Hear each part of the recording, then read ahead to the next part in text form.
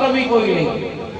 محمد عربی صلی اللہ علیہ وسلم جس کی تجارت کا مال لے کے تجارت کے لیے دوسرے ملکوں میں جاتے، جب سیدہ خدیجہ نے حضور علیہ السلام سے رشتے کا پیغام بھیجا، رحمت دو عالم علیہ السلام نے قبول فرما لیا۔ خدا کا سلام نہیں آیا، تاجرہ تھی، خدا کا سلام نہیں آیا، نبی کے ہاتھ سامان دے دیا، اللہ کا سلام نہیں آیا۔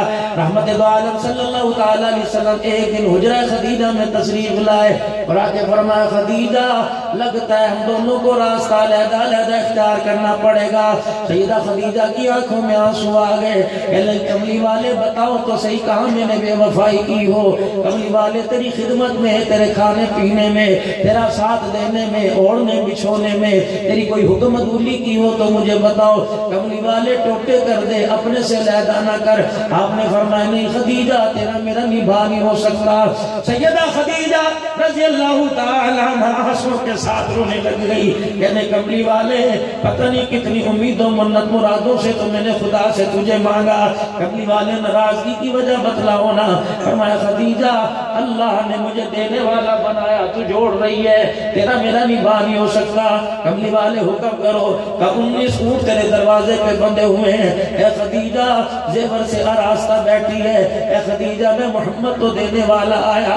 او لوگو تم نے دنیا کے اندر بڑے بڑے پیار والے جوڑے دیکھے ہوں گے، بھائی خدیجہ کی وفاداری رحمت دو عالم کے ساتھ اتنی تھی، آخری وقت حضور رو رہے ہیں۔ سیدہ عائشہ نے پوچھا کملی والے رونے کی وجہ کیا؟ فرمایا مجھے میری خدیجہ یاد آ رہی ہے۔ اللہ اکبر، اما عائشہ کے منہ سے نکل گیا وہ بکریوں والی۔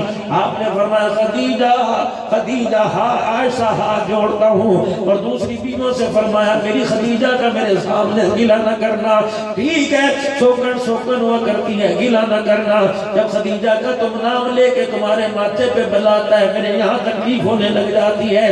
کملی والے ہمارے پیار میں، ہماری جوانی میں، ہماری خدمت میں، ہماری خوبصورتی میں کوئی کمی ہو تو بتاؤ۔ آپ نے فرمایا نہیں بات نہیں، فرق اتنا ہے، فرمایا جب تمہارے گھروں میں آتا ہوں اللہ اکبر میرے پر پھولوں کی بارش ہوتی ہے، جب خدیجہ دروازے میں ہاتھ پکڑ کے اندر کیا کرتی تھی میں محمد پہ پتھروں کی بارش ہوا کرتی تھی۔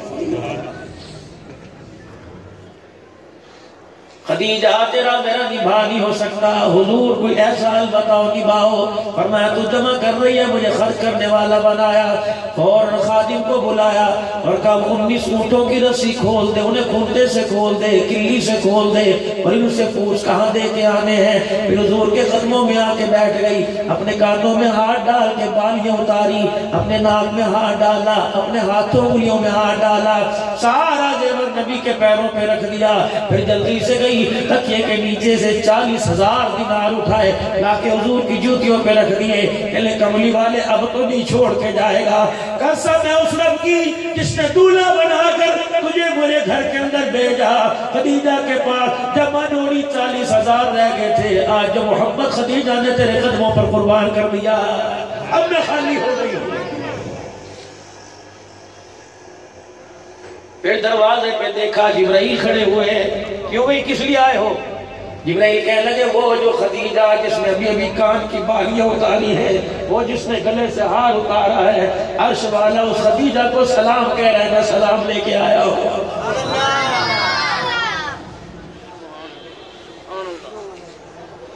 سرکار مدینہ روح الوسینہ مسجد نبوی میں فجر کی نماز پڑھی، صحابہ کی طرف منہ کر کے بیٹھ گئے۔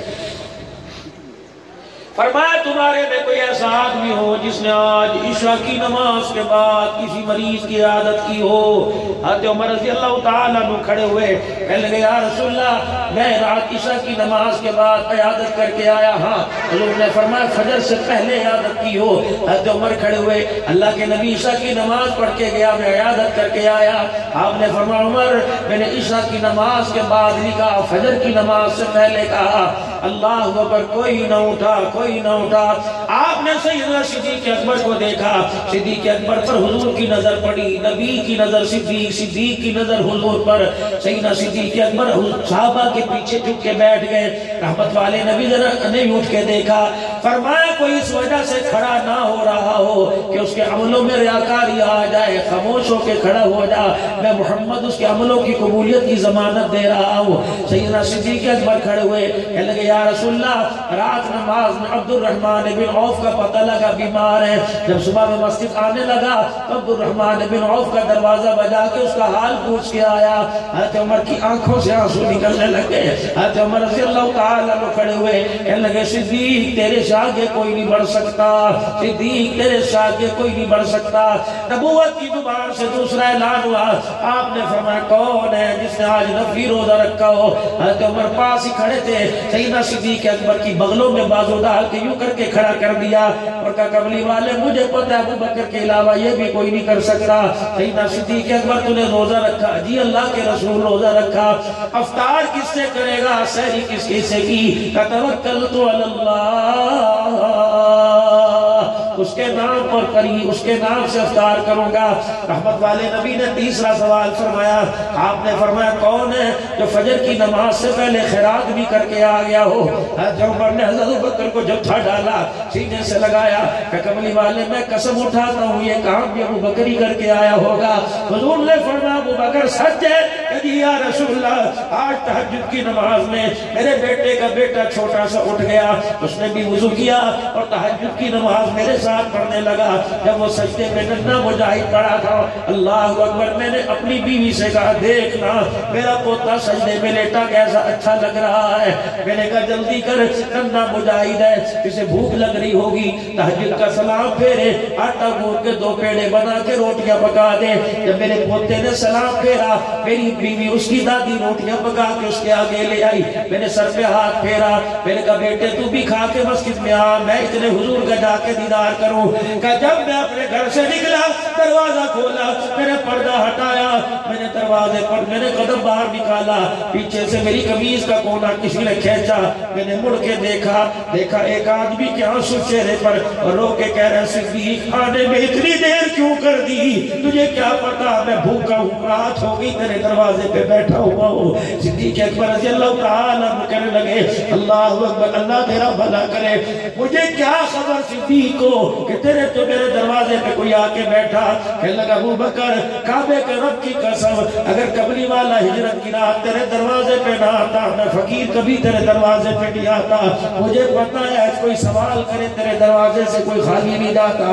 صدیق اکبر رضی اللہ تعالیٰ اندر تشریف لے گئے، حضرت ابو بکر کے پوتے روٹی کھا رہے تھے، کہا بیٹے ایک کھا لے، گزارا ہو یا نہ ہو، تیرے میرے سے زیادہ ضرورت مند دروازے سے باہر کھڑا ہے، جس کے بارے میں فرمایا وَأَمَّا السَّائِلَ فَلَا تَنْهَرْ، دروازے پر کوئی آ جائے جھڑکی نہ دینا، دروازے پر کوئی آ جائے۔ پہلے 3 وصف بیان فرمائے، لم یجدک یتیما فآوی ووجدک ضالا فہدی ووجدک عائلا فاغنی، یتیم تھا، ماں تیری اس یتیمی پہ روتے روتے مر گئی۔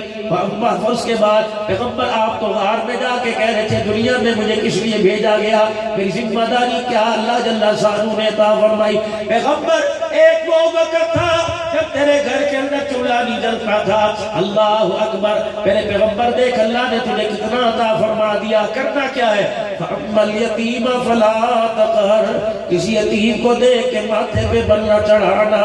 حضور نے فرمایا گھروں میں بدترین گھر وہ ہے جس گھر سے یتیم کے رونے کی آواز آ جائے۔ یتیم گھر میں رونا شروع کر دیتا ہے، آسمان والوں میں ہلچل مچ جایا کرتی ہے۔ رحمت والے نبی نے فرمایا اگر میرے حوض کوثر پر آ کر میرے حوض کوثر سے پینا چاہتے ہو تو یتیم کو رلا کے نہ آنا، ہنسا کے آنا۔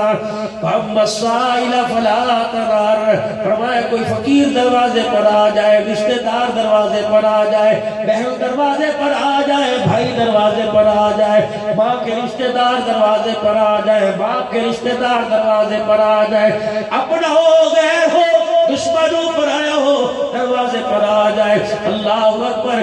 ابن زیاد کربلا کے میدان سے جب نکلا، آہستہ آہستہ زبان در زبان، کان در کان لوگوں کو پتہ لگنا شروع ہو گیا۔ ابن زیاد کی فوجوں نے، یزید کی فوجوں نے ابن زیاد کی صورت میں حضرت حسین کو شہید کیا۔ تعقب کرتے کرتے والی کشتر کی فوج مختار صفی کی قیادت کے اندر اللہ اکبر میرے عزیز و ابن زیاد کا تعقب کر لیا۔ کربلا کے اندر شہید کرنے والوں کا تعقب کر لیا۔ ابن زیاد جان بچا کر بھاگا، رات کے اندھیرے میں ایسی جگہ جا کے کھڑا ہو گیا، اسے پتہ ہی نہ لگا کہ میں امام زین العابدین بن حضرت حسین کے دروازے پر، اللہ اکبر، حضرت حسین کے بیٹے کے دروازے پہ آ کے کھڑا ہو گیا۔ ایک دیکھا اللہ والا اللہ اللہ کر رہا ہے، نماز کی نیت باندھی ہوئی ہے، اس کے سلام پھیرنے کے انتظار میں دروازے پہ ابن زیاد کھڑا رہا۔ جب اللہ والا اللہ اللہ کر کے فارغ ہوا، کبھیاں نوجوان خدا تیرا بھلا کرے مجھے ایک پانی کا گھونٹ پلا دے، پیاسا ہوں، زبان میری باہر نکل گئی۔ باپ کے قاتل کی آواز جب کانوں میں پڑی، چیخ نکلی، آنسو نکلنا شروع ہو گئے، لیکن دیکھا پانی پینے والا ہے، جلدی سے اپنے چہرے پہ کپڑا ڈالا، اپنے منہ کو چھپایا، پانی کا برتن بھرا ابن زیاد کے پاس لے گئے، پی لے۔ اس نے پیا کہ لگا خدا بھلا کرے، اتنا گبرو جوان کی شریف خاندان کا جوان ہے، ایک پیالہ اور پلا دے۔ اللہ اکبر، روتے روتے جسم کانپ رہا تھا، برتن سے پیالہ بھرا، پھر ابن زیاد کے پاس دروازے پہ لے گئے۔ دوسرا پیالہ جب پی رہا تھا، امام زین العابدین کی روتے روتے آواز نکلی۔ ابن زیاد کہنے لگا رو کیوں رہا ہے؟ جب آپس کے اندر بات چیت ہونے لگی، اچانک امام زین العابدین کے چہرے سے کپڑا کھسک گیا۔ ابن زیاد نے دیکھا پیالہ چھوٹ گیا، کہنے لگا مجھے جانتے ہو؟